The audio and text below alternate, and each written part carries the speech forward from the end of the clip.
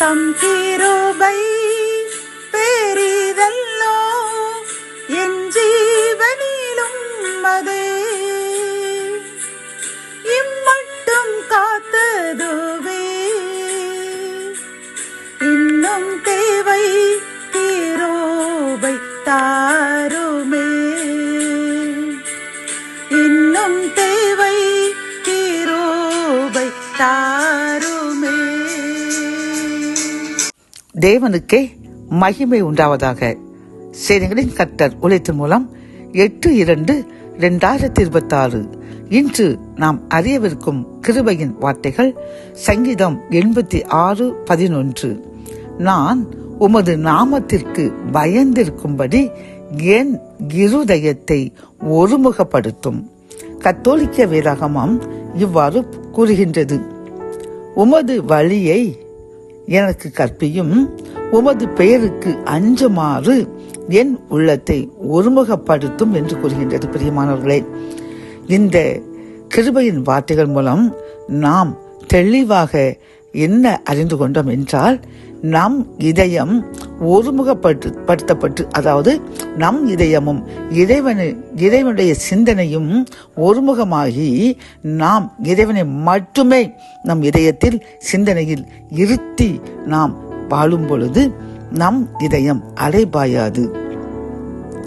அது நம் கட்டுக்குள் இருக்கும் இறைவனுக்கு ஏற்ற பரிசுத்தமாக அமையும். பிரியமானவர்களை, நாம் அனுதினமும் காலையில் எழும்பும் பொழுது நான் இன்று பரிசுத்தமாக வாழ வேண்டும், அதிகம் பேசக்கூடாது, கோபப்படக்கூடாது என்றெல்லாம் தீர்மானம் எடுப்போம்.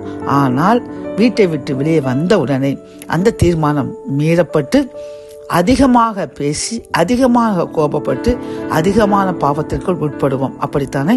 காரணம், நம் இதயம் இறைவனுடன் ஒருமுகப்படவில்லை என்பதுதான் அர்த்தம். ஆகவே என் அன்பு சகோதரி சகோதரியே, நாம் காலையில் எழுந்த உடனே என்ன செய்ய வேண்டுமாம்? இறைவன் முன் அமர்ந்திருந்து நம் இதயத்தை, சிந்தனையை இறைவனுக்குள் ஒப்பு கொடுத்து, நான் பரிசுத்தமாக வாழ உமக்கு பயந்து வாழும்படி என் இதயத்தையும் சிந்தனையும் ஒருமுகப்படுத்துங்க.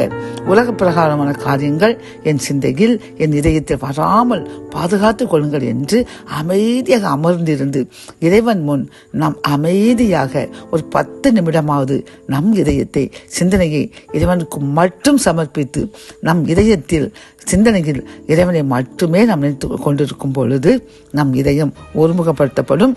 உடனே நடக்காது, குறைந்தது ஒரு 30 நாட்களாக ஆகும் பிரியமானவர்களே.